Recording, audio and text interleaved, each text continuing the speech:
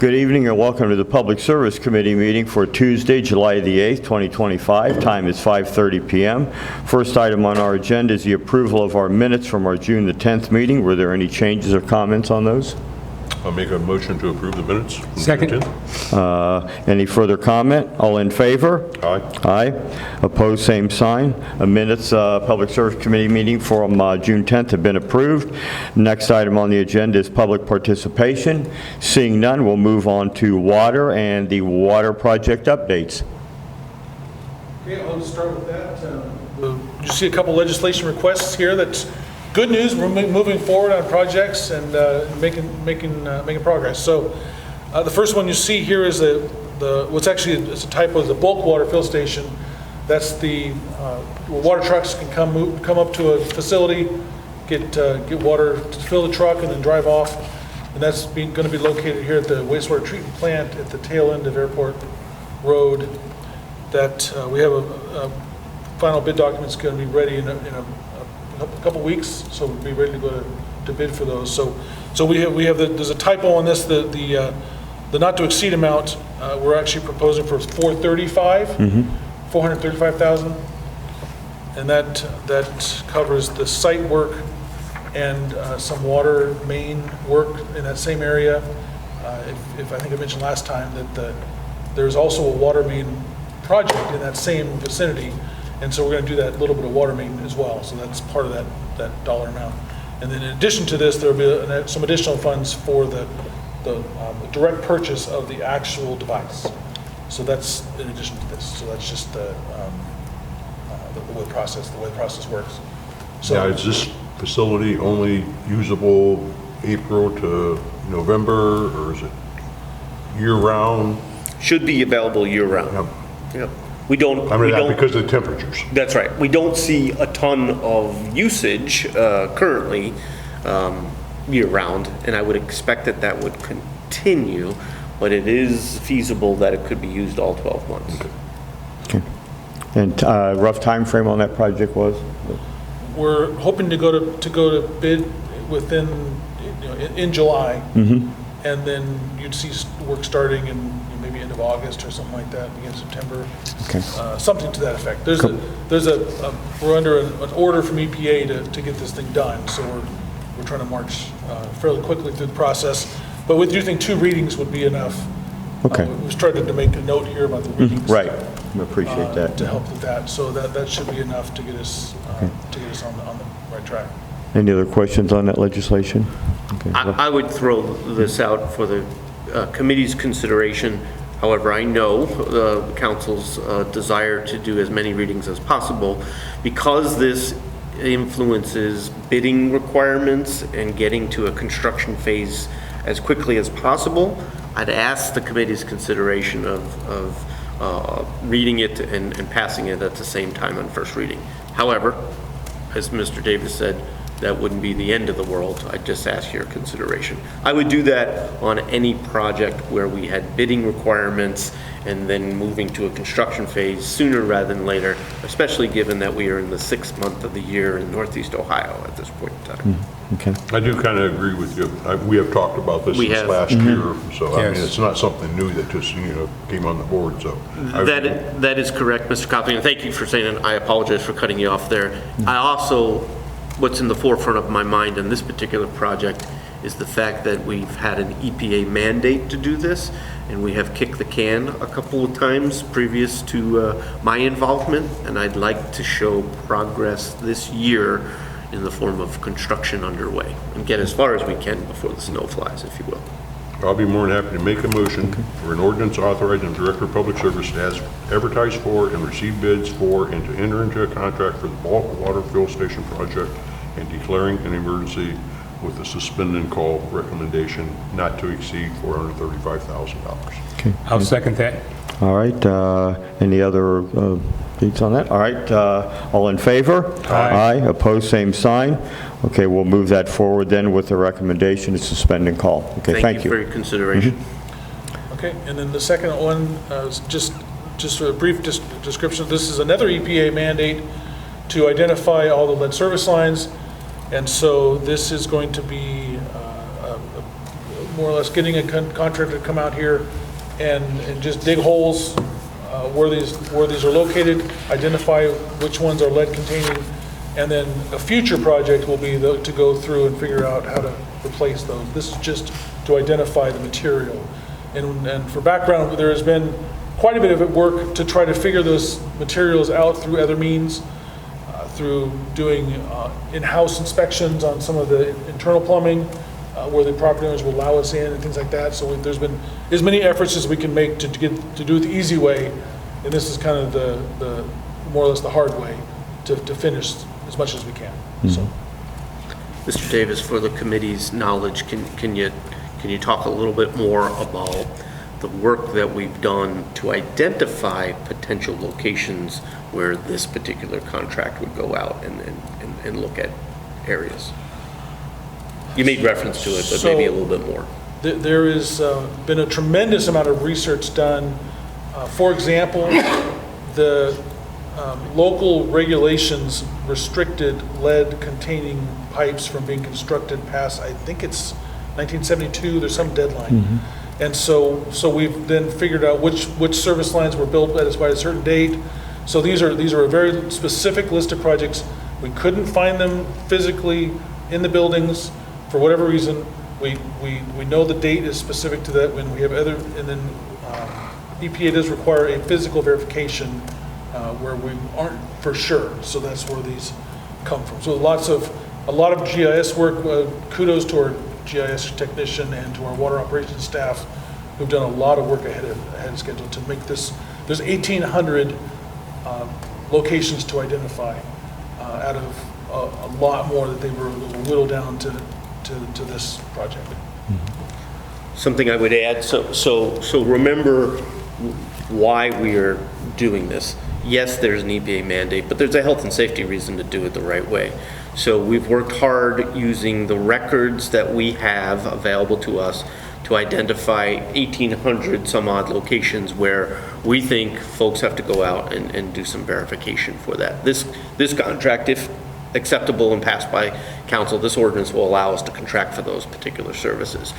I want to make sure I say this. By no means do we believe that that's the only lead services that are out there, but it's a starting point and it is in compliance with what the EPA is requiring us to do.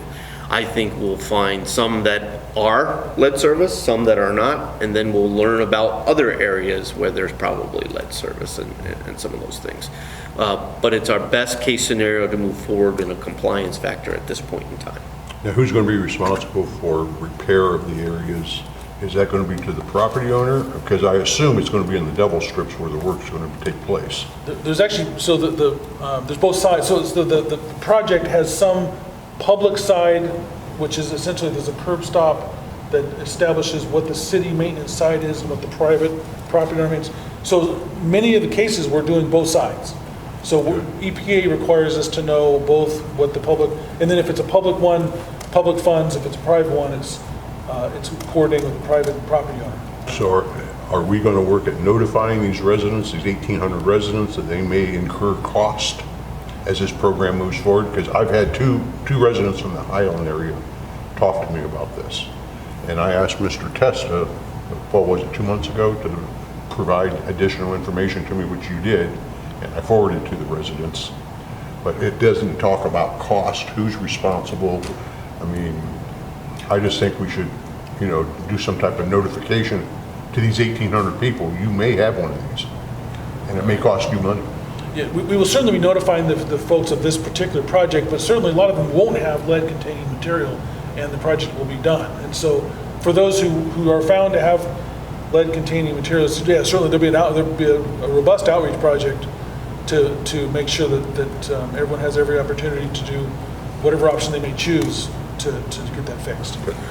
Mr. Cobb, it's an excellent follow-up question. I thought it might be triggered by my statement, and I appreciate that. I think it is important to make sure that we make this statement.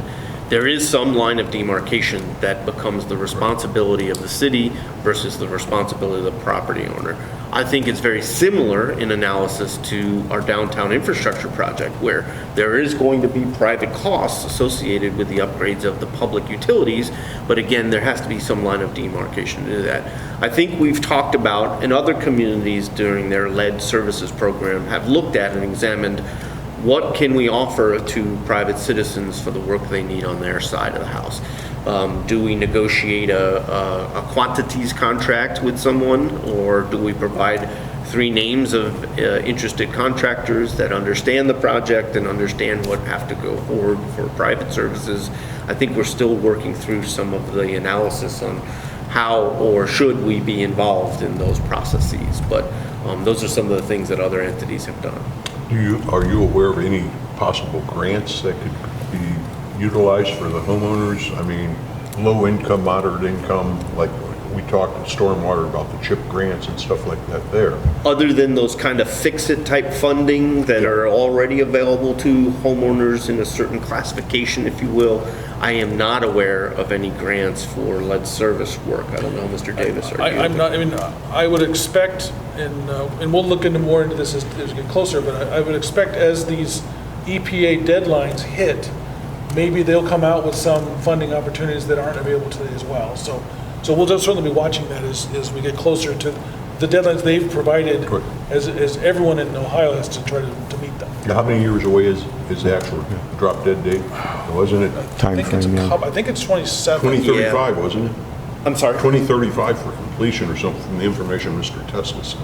Okay. If I I don't- don't quote me on that. I think that's a full program full deadline. program. But I think for lead services abatement, it was much sooner than the 2035 date. I don't recall. And then there's, the verification is the first deadline, and then the correction is second. Yeah. We can look into that. I'll make a Because note. that's the next thing people will want to know is, like, if it's my responsibility, when... Do I have to do it next year? Right, when's the time, right. Sure. Okay, all right.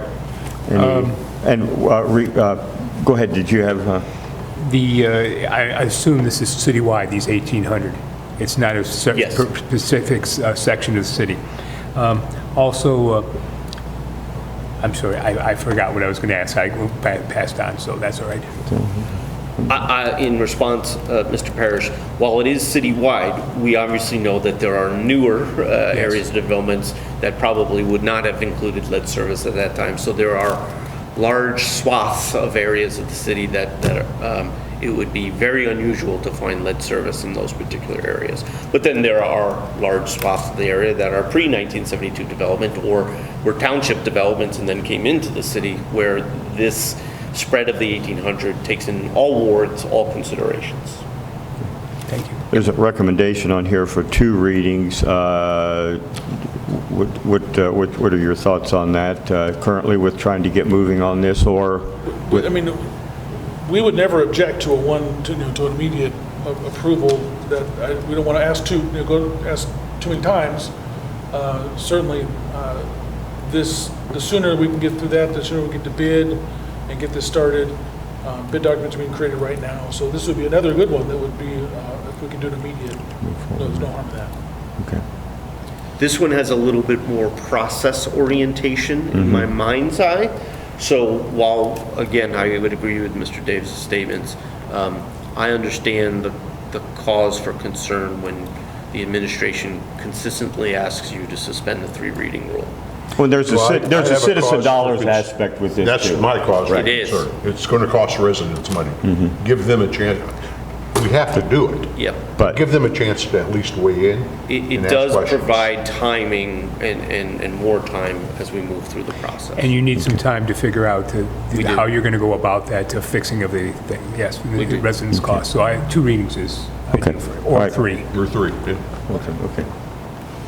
Okay, just a motion then to go ahead with... I'll make a motion that an ordinance authorizing the director of advertise for and receive bids for and enter into a contract for the lead service verification project and declaring emergency for no more than $350,000. 2 readings, or would you want to go, at least 2? Well, that's council decide that. Okay, all right. Second. All right, any further discussion? All in favor? Aye. Opposed, same sign. All right, that legislation request will be moved forward. Next item up is wastewater and wastewater project updates. Okay, I will, these projects take a while, so you hear about them often as we come every month. The big project we're working on now is the SSO project, as we've discussed before, sanitary sewer overflows. Just kind of a brief update. The first task at hand is we have a consultant looking at these 2, 3, 5, 7, and 10. If you remember, there's these different sub-areas. And a couple of those areas is the downtown area, and we have the downtown project. So one of the early action items is for that consultant looking at all the areas to focus on those downtown areas so that our downtown consultant can then go and fix that stuff. And so that's happening right now. I've just talked to both consultants, and they're planning on getting some information moving forward the next month or so. That's a lot of the surveying and marking work that we're seeing going on currently? It's related to that, yes. Okay. So that coordination's being done quite nicely, just so there's a quick update. So those are moving forward on schedule. And then just a couple other updates. There's 2 other projects that have just kicked off. One's the wastewater master plan, and that was a Burgess and Nyepel selection to do that. And that's just now starting. The agreements are just finished. And then also this lid, this wastewater digester lid or cover, that also, coincidentally, was Burgess and Nyepel as well. And that agreement is also just now being finished. So those 2 projects are just kicking off with the consultant, and those are going to continue through this year and someone in it next year. Okay. Any further questions or anything on that? All right, we'll move on to stormwater. Of course, we just had the Stormwater Commission meeting prior to this meeting. There is a legislation request here. Are you going to take it? Yeah, it's just, one of the budget items we have for this year is a replacement of some failing storm systems in Treese. So this was one of the projects, if you recall, we had a number of projects we want to try to get started, kicked off this year and finished this year. And this is one of those. And so we've gotten the design done. The bid documents are scheduled to come in the next couple weeks. So we're getting ready to ask for authorization to go to bid. And the budgeted amount for that is this $195,000 that we're asking for. So it's just a simple replacement of some stormwater. It's right at Linden and Treese primarily. And just as a cost savings measure, we did decide to leave the last pipe that enters into the ditch there, because the cost of that was quite extensive to replace that part. And we've also left the part that's under Linden, so we're not going to have to do it. So excavate the street. We really did some cost savings as the best bang for the buck, okay, to make sure we got the best deal we could. All right. And the piping underneath the road, is it good enough condition? You're going to put a number of possible years on how long it's going to last or so forth? Is it 30, 50, 100? There was no, the engineer who analyzed it said there's really no reason to replace it. Okay. Particularly the cost benefit of tearing up the road, you're going to do more damage than harm than good. Okay. In tearing up the road to replace it. Is there any thoughts in the future about redoing that road or repaving that road or doing anything like that? I don't know of any. I'm not sure where Linden sits on the SIP program. Yeah, I would have to. Okay, because I'd always like to see the underground done before the road's Yes, done. I mean, yeah. absolutely, so, yeah. Yeah, that's certainly that's a good question. Yeah. We'll come back to Okay. question on that one. Right. Any further questions on that? If not, I'll make a motion to move legislation forward for an ordinance authorizing the Director of Public Service to advertise for and receive bids for and to enter into a contract for the Treese Road stormwater replacement and declaring an emergency, not to exceed $195,000. okay. Two readings. Second. Okay, any further discussion? All right, hearing none, all in favor? Aye. Opposed? Same sign. Okay, with that, legislation will be moved forward as well. Thank you. Of course, you want to do a summary on the meeting there? Yeah, thank you, Mr. Chairman. The Storm Water Commission meets quarterly. The third quarter meeting was held tonight before this meeting. Really, a single item on the agenda was the discussion of the dry basement program, and City Engineer Davis did a good job of outlining why that program, it doesn't make sense for us to continue that program. A portion of that relates to the fact that we haven't had much interest in it over the last 5 years. I don't know that we've had a completed application at any time in the last 5 years. And then the second piece of that is that typically the results of the analysis would be that the homeowner is typically responsible. So the program, in essence, would have been funding what would be normally private property type expenses, or expenses that would be covered by private insurance, the homeowner's insurance. We did talk about, is there some other type of program that may provide financial assistance to home repairs or something of this nature. I'm going to talk to our building and planning manager, Jeff Kaiser, to get a better understanding of the CHIP program, what, if at all, could be beneficial to folks that have dry basement issues, what would be the requirements or the stipulations, or who would be eligible for that kind of funding, and just provide an update on that information at our next meeting, which will be our fourth quarter meeting held on October 14th at 5 p.m. here. So I know discussions, you guys did discussions on increasing the storm water rates because they've never been increased since 2004, whenever they was implemented. Well, doing away with the, part of the funding for the for the basement program came from those funds. Will that obviously affect? I mean, you're going to have to take a look. If you do decide to do away with that portion of it, that impact an increase or change an increase in those funds?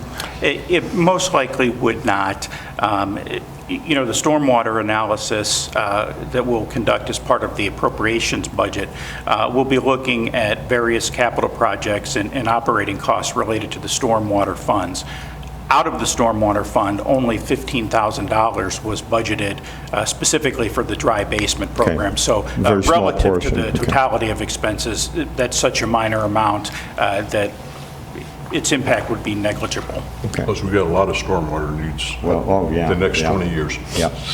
I was going to add that, just to piggyback on Mr. Copley's comment there, in discussions with Mr. Davis, we have already begun the process of developing a stormwater capital improvement program, which I think should be part and parcel in the basis of any discussions we continue to have in terms of increasing a stormwater utility charge, if you will. And so I wanted the committee to know that we hope that we at least have that process in place, or at least some of the capital items identified in the immediate future that would substantially relate to any rate increases that you might consider. And like I said, I know that it's an area that has been neglected that we need to do a better job on. And those rates have been at $4.50 since inception, so it's been quite a while. So okay, all right. And I anticipate we'll have the cost basis, at least for the initial capital expenses, as part of the appropriation budget. So we would have that information and include that as a agenda item on the October 14th Stormwater Commission agenda. Okay, all right.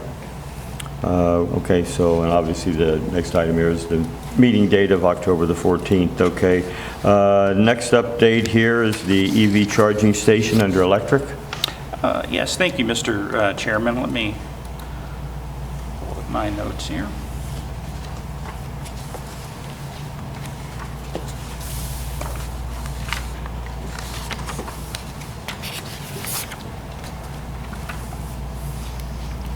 Okay.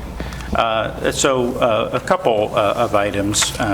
NOACA, we mentioned at the last meeting, was taking a vote to determine if they were going to extend the basic 2-year warranty to a 5-year warranty, and they did in fact vote to make that extension. So they're in the process process of discussing exactly how they're going to implement it, but our basic warranty would now be 5 years instead of 2. With no cost to us. That's correct. That's correct. In terms of the station's usage, looking really since inception in May through today, we've had a total of 40, the station's been used a total of 40 times. 39 of those times, someone has used a level 2 or one of the standard chargers, but we did see somebody use one of the fast charger during the month of June. Usage on that was just a single use, and it lasted about 12 minutes. The total sales generated by the station, a little over $350, actually $351.05. Out of that fee, we had $52.59 of transaction fees that are largely paying for the credit card fees and for the software from the manufacturer that processes the payments. That left net revenues to the city of $297.96. By way of comparison, if we look at our cost of electricity, meaning the purchase power costs, plus an amortized portion of our operating costs, I estimate the costs, direct costs of about roughly $46. So our net surplus at this point would be $252.04. I will mention that during my conversations with NOACA, they reiterated a couple of times that, there'll be some type of expectation or analysis of reports to make sure that we are not profiting from the use of the station, since the grant requirements are to break even. But the expectation is really we get started with the opening toward the end of May, so I would bring to the Public Service Committee in September, our September meeting, I would bring the usage data and the cost information and present that to the committee for consideration as to whether or not a rate adjustment was warranted, and if so, what that might look like. We also need to make sure we take into account administrative cost. If there's reports required by NOACA, we have to pay someone to collect the data, do the reports and stuff. Yep. I'll build all that in, and I don't know. We have a pretty good ability with the access that I have, that our auditor and treasurer have, to go in and look at a lot of session data and all of the transaction data as well.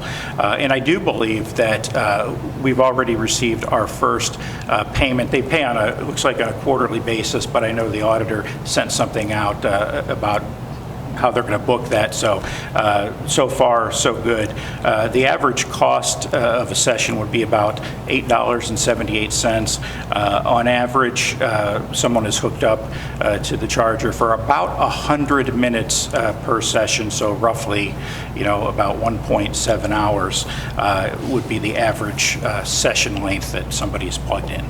Okay. All right. Thank you. Appreciate that. Next item is CityLink. First item there is just an update on the fiber project. Yep. So we have 875 homes installed. 495 homes have been set up with streaming TV. Recent work, we installed some lateral fiber runs along Silver Creek and Wall, Cuesta, Chardonnay, Nelson, and a portion of Tiburon, completed splicing on Brixton, Brentfield, cul-de-sacs. We've added the large temporary pole in Tiburon to beam out the Wi-Fi signal to those that need that as part of the transition in the underground portion. So not everybody in that area, it turns out, will need to be moved to the Wi-Fi solution, only a portion of them, but that's been set up.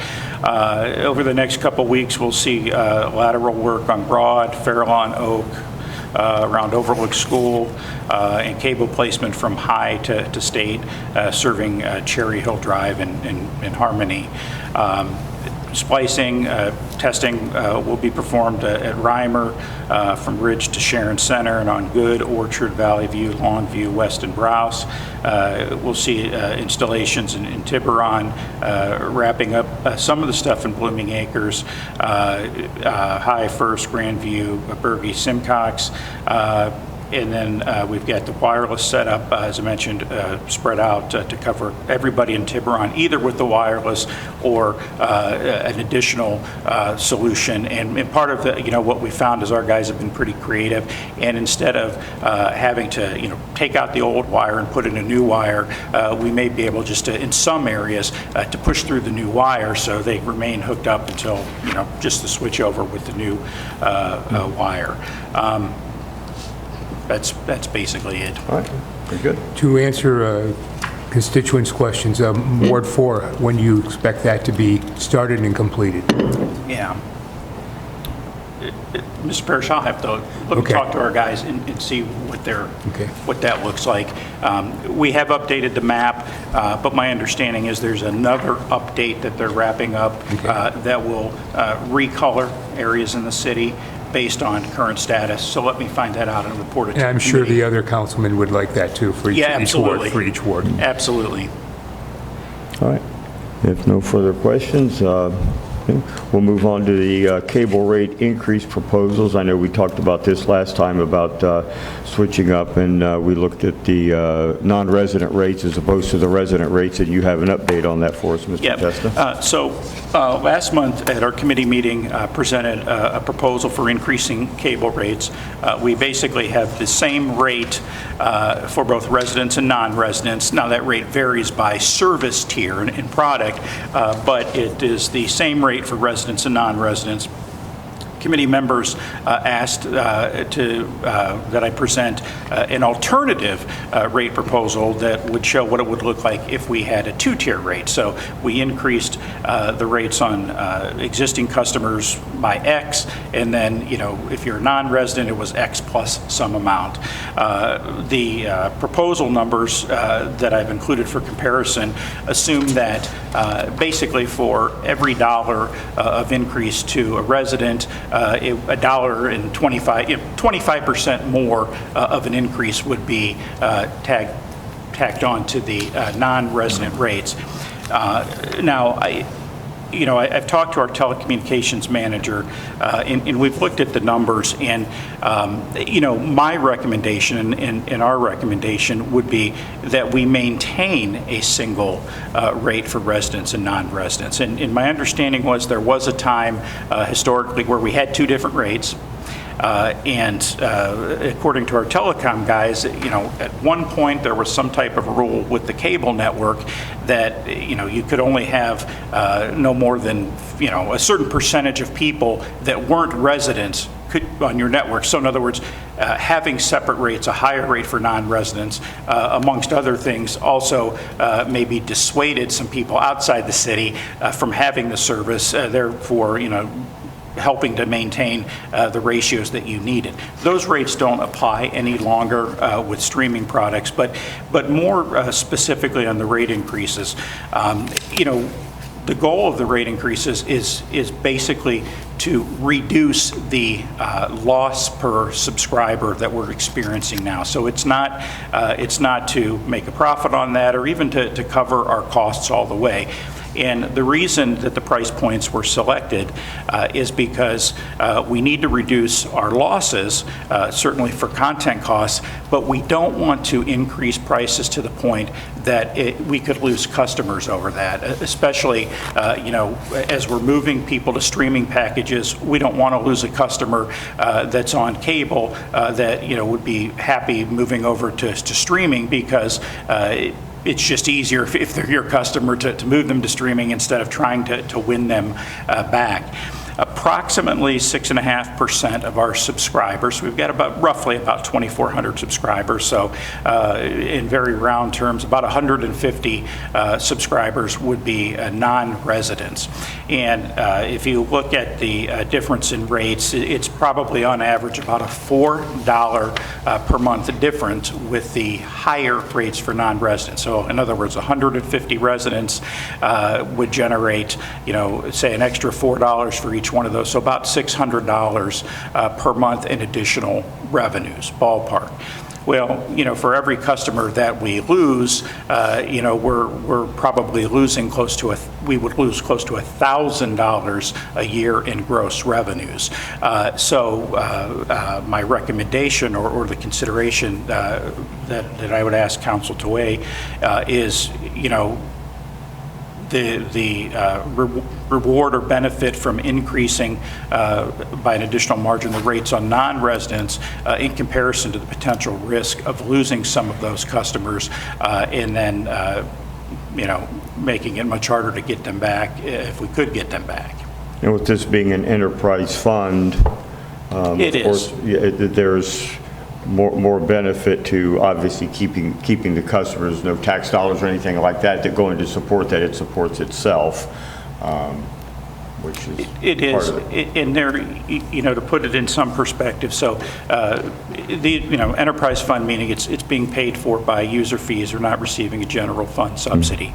Now, as an example, we did go to a two-tier rate structure for renting out the trolley line park trail house. But that was a situation where, you've only got X number of rental days per year. So if somebody outside the city is using the trail house, that's a day that the city resident can't use that.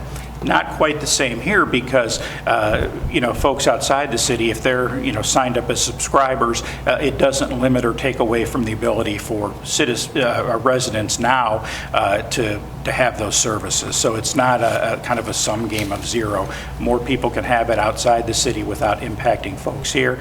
And there's not a cost difference in terms of the content cost. So the cost for content per subscriber for any of the given service levels would be the same if you're a resident versus a non-resident. So in summation, my concern is with the risk of potentially losing customers in the short term for a relatively minor amount of additional revenue. And remember, not only are we talking, about maybe, $400 or $500 or $600 a month, but that is going to be decreasing as we move forward because we're moving more folks to the eventual streaming product where eventually everybody's TV service is going to be a streaming product and there won't be cable services at all. And I, looking ahead at the streaming tier prices here, this would be for residents, $36 currently for the increase for basic. It'd be $35 for streaming. When you go up to core, the streaming would be $90, and core basically would be $80, and core is $99 right now. So once it does switch over, there will be a definite advantage for price-wise for people. And Mr. Parrish asked at our last meeting that I come back in 3 months and again in 6 months with data showing what the content costs are for each of the packages at those points in times, because they're somewhat moving targets, because content costs are really an aggregation of lots of different individual channels subscriber costs. So I will be prepared to bring that information back to committee members in 3 months and then also in 6 months, so you can take a look at how not only how costs have changed, but also the progress that we're making in moving folks to the streaming product. Are there any non-obvious costs for additional costs for non-residents as far as any kind of maintenance or installation or anything like that when you go outside, or anything like that that you typically There aren't, and really, the folks that we're talking about already have the installation. It's already been done, so it's the cost is basically the programming or the content cost is where the cost is. But we got extended cost in running the lines, the maintenance of those lines and stuff out to those homes. in the township. well, we That's did it- why I brought it up last Yeah, month. we- I mean, it takes less wire here in the city than it does to go out to Guilford Road. It does. So And- you do have, I just can't buy into the fact that you're saying that there's no more cost. Well, The content cost is the same, I totally agree with you. But as these cable subscribers fall off, which we all know it's going to happen with fiber, everyone's going to streaming, the content costs are not going to come down, right? well, the content costs for streaming will definitely come down. They'll go away. Well, only for the customers that go to fiber. Right. People that stay on cable, it's not going to come down. So we're going to get to a point where there's not going to be a cable product offered.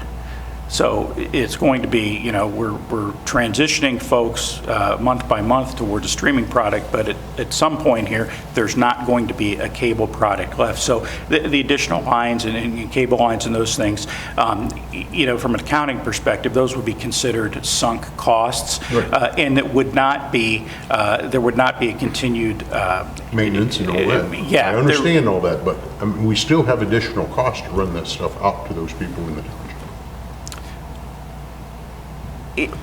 Yeah, I don't,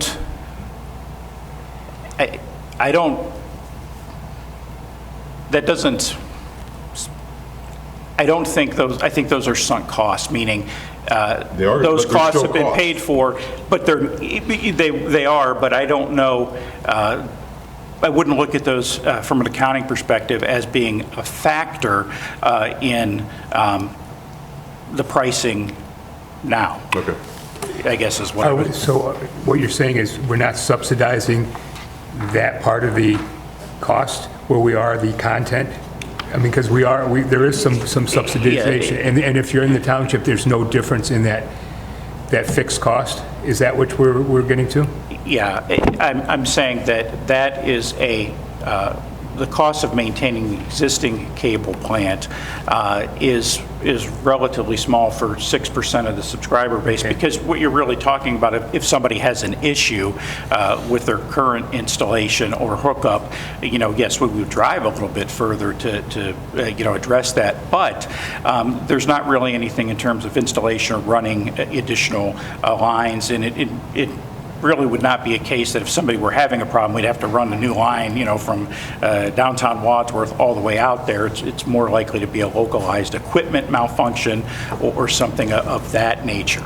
Okay, I have some other issues or questions, I should say. Billing, is there any billing obstacles about this? Having two rates, is that going to cause a monkey wrench in the billing system? I don't think it would. I think, again, the central point would be just the risk of, when you raise rates at all, you're likely to lose some portion of your customer base. So, if, some customers are experiencing a little bit larger of an increase, that may mean we would lose a little bit more of our customer base than we otherwise would. It's not the loss I'm talking about, it's the actual, our mechanism for billing. Is there going to be a problem with that? I don't think there would be, no. And then I agree with you don't want to lose customers over such a small amount of money. Absolutely agree with it. But I believe that if you're money conscious and our competitor is a little bit less, those people aren't going to change. They're already there. And the people that want the service, because you get tremendous much more service from CityLink than you do from our competitor. Our competitor, there's no service. I mean, well, from my own experience, I would say there's very little. And so I think that you willing to pay, if they're already willing to pay a little bit more because of that service, I don't think we're going to lose them. I mean, they would already made that switch. Because there's a modem cost for us and not for them. For them, we have or we have to purchase our own. We're there. It's part of the package and so forth. Yeah. So I guess what I would ask the committee members is to consider increasing rates, and I'll need some direction then as to whether or not we want to use the original proposal, the alternative proposal with 2 tiers, or the ask is for me to come up with something else or something in between. So I'll just need some guidance. I would say that we just move this to next month's agenda. I mean, I'd like to do some more research Okay. I'm currently a satellite subscriber, and I can see cable, fiber, and everything going away within the next 5 years. I mean, so why do we keep losing money? I mean, Well, fiber, satellite is going to be, Fiber will be different.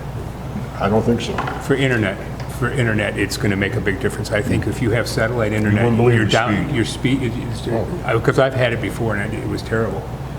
It's not anymore, but that's been Press start. 20 years. It's been 20, oh yeah, well, of course.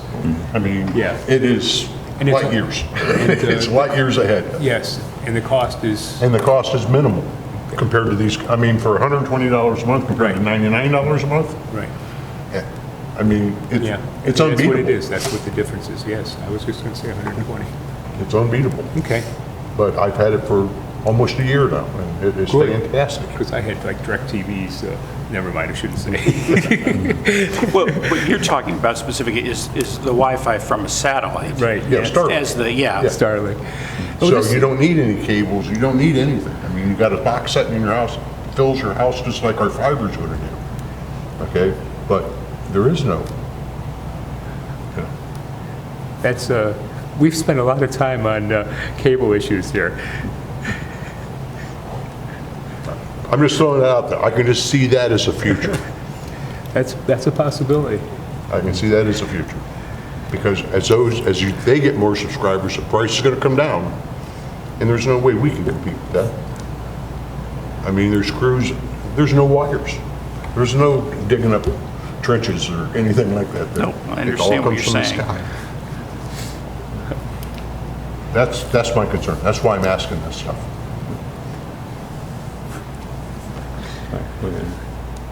We'll just put this on the next agenda and discuss it. David? I'm okay with You okay with that. Is there any immediate, what is your needs as administration?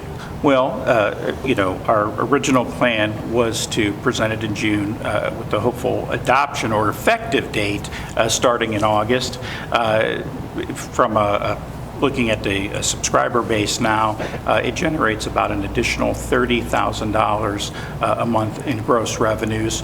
So, delaying a month, is about $30,000 in revenue, and really doesn't impact our costs much. But there's also an incentive that, increasing rates as we're moving more and more people to streaming, it gives them an incentive to move to the streaming package, which then reduces our content costs as well.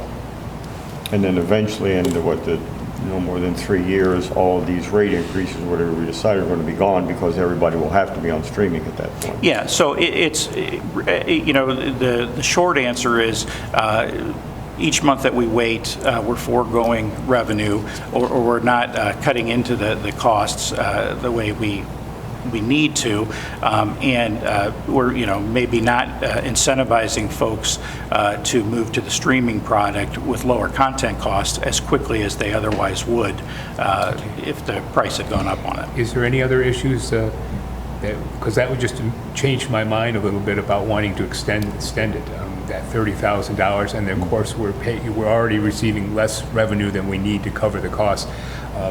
When's the content cost go up? When would they go up? Yeah. So the content January? costs, content costs are really in flux. They're changing. I mean, if you think about a package, just let's say with 100 channels, the content cost to us as a package is based on the sum of all of those channels together. Typically, most channels will update their costs at least once every 3 years, but they don't all do it at the same time. It's some are here, some are there. Some do increase their costs each year. There's a tendency sometimes for the sports networks because they have a fan base, so to speak, that they tend to be a little more see increases there. So the content costs are always in flux, which is I think why Mr. Parrish, you said, hey, come back in 3 months and 6 months and let's look at what changes might have taken place at that point in time. mean, I can. You can move it forward if you want to. I mean, I'm trying to decide if, but we do need to answer some of these questions yet. I don't think, I would add this, and Mr. Tessa's done a nice job, and I understand the Yes. comments, and Yes. it's good discussion. Remember, it's a little bit different than what we talk about in the government service side of things, where we're attending to residents and controlling costs for residents and performing and providing the best services possible. In this enterprise operation, we purposely remove the border between residents and township and folks in terms of the competitive environment that we find ourselves in. The other factor, what I was going to get to, Mr. Parrish, in the direct comment was, I don't know that it makes a difference in 30 days, but eventually, we're in a competitive environment here. We've got Frontier building their network within our city currently. When does Medina Fiber decide to compete for our customers that might exist outside of our jurisdictional boundary, but are still our customers currently? All of those things become more competitive over time. Mr. Copley, you bring an excellent point that I have not been thinking about or following, and I will do my due diligence. The satellite Starlink offering, when do we begin to lose customers to that offering? So it is timely. There is a timeliness of aspect here, but there's also, we're in the middle of a build out, and we've sort of committed to that build out. The wrong time to lose customers in an enterprise operation, and by doing that, does a distinct difference between ratepayers serve us well in the long run, or does it do more harm in the short term with us trying to win back folks? So there are, I don't know that I'm answering questions, but I'm throwing a little bit more variance into the discussion. Because it's a little bit different when we talk enterprise operation and ratepayers or user payers. We now have to do best for what the business interest is and the customer interest. And setting rates and maybe divergent rates can cause complications. Not so much in the ability of us to, on the back end, produce bills and bills with different rates for different ratepayers. What it does do is it eliminates our sales approach, which is no hidden fees, no difference in charges, one fee, one rate, one service. And we've really dwelt on that and want to continue to use that as a mechanism against our competitors, like a Frontier who might have hidden fees and FCC requirements to disclose those fees on those issues. We don't have that. It's one rate for all, one way to. That is something that we didn't mention, but I would want to mention that to you. So we're in a competitive environment where our competitors are actively building within our city right now, their network. They're not going to be ready in 30 days, but at some point or another, they will be actively competing. And if you look at rates currently, just what's out there, they're lower than our rates currently. But we need to make business decisions for a purpose and a reason. We think we do provide best service. I believe so, We too. head and shoulders above our Yes. competitors, and that comes at a little bit of additional cost. But I think those are some of the factors that we've talked about, and I just wanted to reiterate to you so you're thinking about that as you consider the timeliness of moving on these particular asks. I'm willing to move forward with a one-rate plan for $600 approximately, versus $30,000 for the month, for all those issues. And this can always be changed. We can always change this in the future if we find a discrepancy or a need to. So I'm willing to move forward with that. And I'm willing to move forward with the one rate as well. Of course, the rates weren't increased since 2018. And again, even the rate increases that we have here for the residents are really just to slow the bleeding a little bit. It's not bringing us into the black. It's just to kind of to slow the losses a little bit, knowing that eventually all this is going to go away. And I think balancing with the discussions we've had here over everything, I think balancing everything between all that, I would be willing to at this point keep the rates the same again until all the fiber is run, and we'll look at it that way. Just again, discussion. Okay, I'd like to move forward. I make a recommendation, an ordinance to amend section 56.01 and to enact section 56.02 of the codified ordinance of the City of Wadsworth to establish new rates for cable television and streaming service. And the one rate plan is what we would recommend in declaring an emergency. Second. Okay, any further discussion then? All right, all in favor? Aye. Aye, opposed, same sign. All right, very good. Thank you, I appreciate all the input. That's a good direction, I think, that we're going here. Thank you. All right, under other then, the first item up here, I believe Mr. Davis will be taking, we're looking at a new engineering position. Yes, so just to explain real quick, right now we have 10 positions in the engineering department. All filled correctly for the number of slots that we have, or no? Oh, no. Okay. 5 engineering positions, 2 of which are filled, 3 of which are vacant. Oh, okay. And then there are 3 inspectors, there's a GIS technician, and then a part-time administrative position. So it's 9.5 positions, and essentially over half of them are engineering positions. So I'll just use to explain this position. It's not a new position, it's proposed to change one of the positions we have. It's a downgrade from an engineer to a different position. The newness of the position is trying to create the title is why it's new. So let me just give a quick illustration. I like to do analogies, and so just real quick, how many of you have been to a small dentist office, and there may be a handful of administrative positions, there may be a handful of hygienists, and maybe 1 dentist. And so what do you find it odd to come into the office and to be met by the dentist when you come in the office to greet you, or maybe to clean your teeth? And so engineering as an industry often likes to kind of overuse engineers and to have them do tasks that maybe are better done by people who are not engineers. And so this role, in what we do, it's important that we have engineers on staff to do what the engineers are trained to do, because engineers are trained to do 2 things in school. We do applied mathematics and we do problem solving. That's pretty much what you're trained. And so we're not trained to write legislation. We're not trained to file applications for loans or for other funding. There's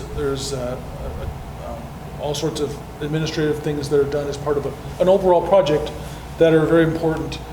And so really, I want to just I consider this proposal then to take one of those engineering positions that is maybe a little bit top heavy, as the term might be used, and bring it into more of a consistent, more consistent with the workload we have. So I'm kind of going to call this a kind of a win-win-win, where the advantages of this suggestion is first that we're having a difficulty finding engineers, and so we would have a greater group of candidates to come choose from for a position like this. And the position really is something short of a project manager to be able to handle the workload that we do to make sure these projects get done, but something more than a receptionist, something that's kind of in between, who can do all the work that needs to be done, but also be able to navigate all the different programs that are necessary to get the projects completed, with the oversight of the engineer, ultimately. Second thing is that there's a cost savings. It's a cheaper hire. They're going to be paid less, probably significantly less than an engineering position would be paid. And then the third thing is, which is also key, part of, I think, in my personal opinion, part of why we have so many vacancies is job satisfaction. If you're going to come in for a job and you're an engineer, if you're doing, you're trained to do calculations, to do those kinds of things, problem solving, when you're doing paperwork all day, that can be kind of a dissuading factor. Let's bring people in who enjoy that, who are good at that, who are well suited for that, trained for that. So I think there's kind of a win-win-win to this proposal. So that's really what I'm here to explain. Let's take one of our vacant engineering positions and then change that. And we've been working with our HR department to figure out what that exact job title and all the job responsibilities might be and what the pay might be, that's still in the works. But just we'll introduce you to the idea of kind of the logic behind the proposal. I would definitely support your. Oh, absolutely. Yes. Most definitely. Makes perfectly good sense. You had me at the beginning. I would just add for the committee, I know we're going to, Mr. Davis did an excellent job in referring to it, but I will tell you, as with many things that we have embarked on change within the department, Mr. Davis has championed this change also. And I pushed and prodded, told, and maybe even talked sternly about, tell me why I want to do this. Tell me where we go from here. Provided historical information to Mr. Davis about perhaps the way the engineering department has run and its reputation and where we go, and are you sure you want to do away with engineers kind of thing. And all throughout the better part of 4 months and 5 months of negotiation and discussion, he's continued to carry the water for this change, and he's convinced me that I think it's the right time and it's what we should do. And he's pointed to the win-win-win analysis and where it is. I would just tell you that as I think the members of the committee know, and as I've heard from other members of council, we've done tremendous things in our engineering division. We've made great progress that our community sees in projects, but we are just embarking upon an extremely busy part of the next decade worth of projects. Having the right people in a department staffed correctly that might save us some money in the long run seems to me the right approach to take. And again, I appreciate Mr. Davis championing this idea. And I asked him, it's unusual to bring position discussions to the subcommittees like this, but I wanted this committee to hear directly from him as to why he believed in this change and what it was. We will eventually bring something to the committee of the whole where these positions are more commonly discussed in those areas, but I wanted this subcommittee to hear it directly from him and the reasons why. I agree. Appreciate that. Talent, so Thank you. the talent and the experience be placed in its right place, and that makes people feel better, and you have better morale and everything else. Very good. Thank you. All right. Next item on there, I believe, Mr. Testa, the ball goes back to you for the water meter improvement project update. Yep, thank you, Mr. Chairman. If you remember, this project is really about changing out the endpoints. Think of those as almost like the radio piece that's transmitting the reads electronically from your water meter. 99+% of these objects are outside of the house, so this is not a type of improvement that would require, for example, us to come into the home or for somebody to have to miss work to have theirs replaced. The reason for the replacement is we're really at the end of the useful life of our existing units. Many of them, each month, more and more of them, the batteries are dying. They're not replaceable batteries, and you can't buy new units. The manufacturers kind of getting out of this particular business and focusing mainly on electric meters. So we bid out the work to purchase and replace the endpoints. We selected, as I mentioned last month, the Neptune Equipment Company. You'll sometimes hear them referred to as NECO.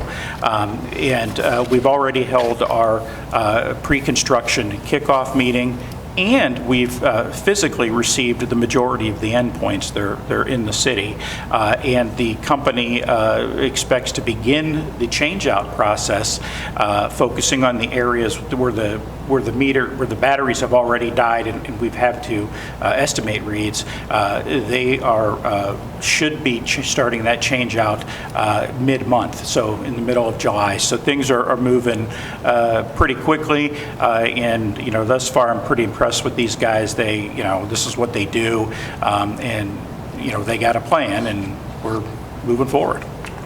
And total time frame on those replacements? We said, figure up to 18 months, but, we've asked them, we put in the RFP that our expectation is that they do approximately 1,000 a month, so 3,000 a quarter, and they feel that that is a doable number. This is a relatively quick process to change these out. Now, I'm sure there will be some cases where they find that, oh, you know what, you had a wiring problem here or there. But we've allotted 18 months, but we're probably closer to 12,000 units. So I would say 12 to 18 months from start to finish. And between now and then, if any of the batteries die, they can just run out there and take care of that. And They once those can. are replaced, any of them that happen to fail between now and then, they can take care of immediately anyway, so there's no, Yep. there's no retroactive issues there. All right, very good. Next item is just a monthly report from Electric and CityLink that you provide every month. I don't know if there's any questions on those. If not, our next meeting date is... Can I bring up something on Yeah, the other? yeah, I was going to do under, but yeah, go ahead, yeah. Our sanitation department. I've seen today that we're going back online tomorrow with the transfer station. Probably in my 12 years on council, the most complaints that I have ever received has been about the transfer station being closed. I know in past practice, 3 different operators, when there was a problem with the transfer station, they would take the packer trucks and park them there in front of the doors and allow residents to put their trash in, pack it, haul it out to Westfield, just like we do when we pick up the trash on the street.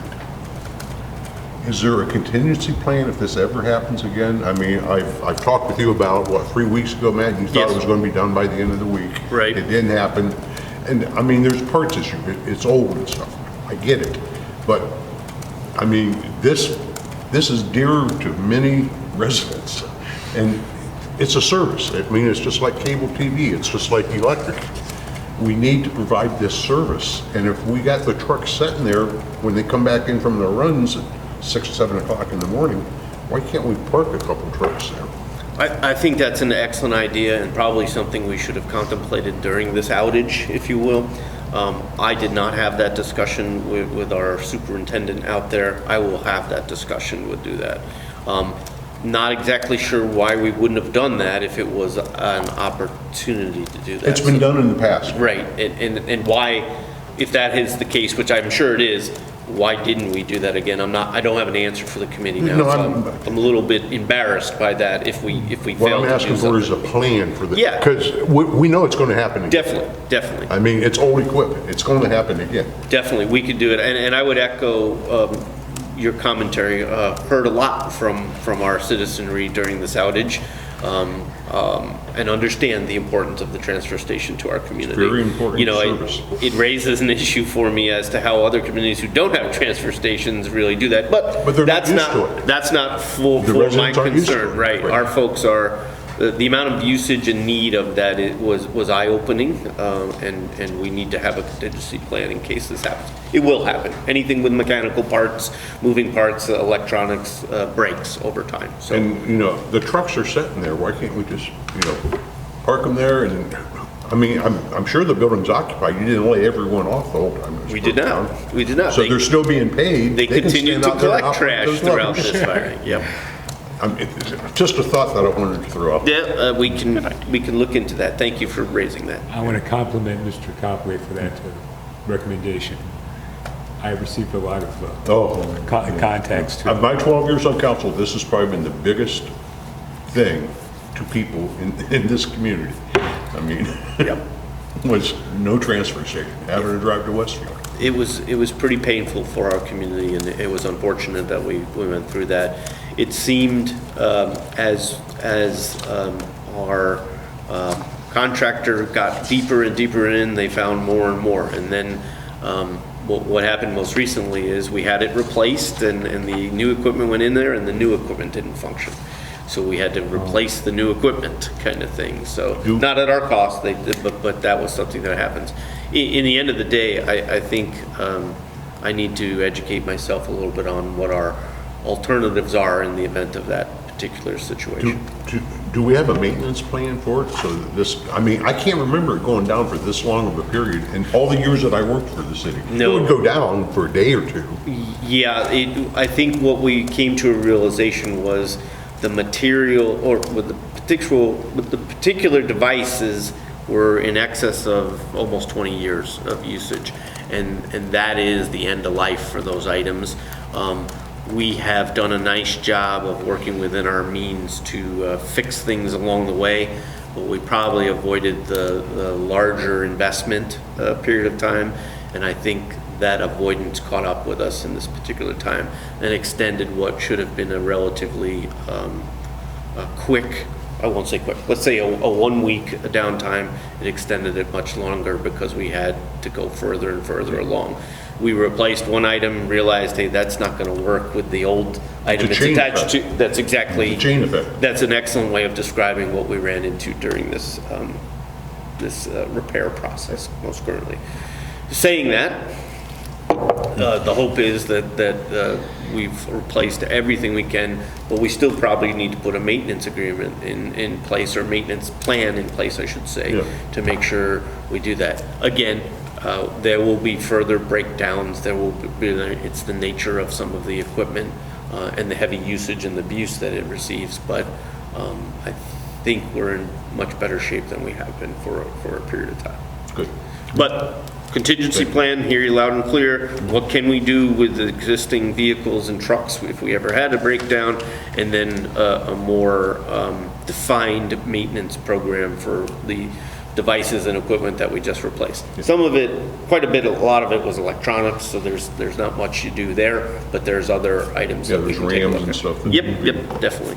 Be serviced and stuff like that, too. No, appreciate you bringing that up. That's all I have. Okay, no, okay, no. I just didn't want to leave this meeting without. Yep. Yeah. Appreciate it. Our next meeting date is August the 12th, 2025. Anything else from administration? Anything else from the committee? No, sir. All right, motion to adjourn. So moved. We are adjourned. Time is 5:41.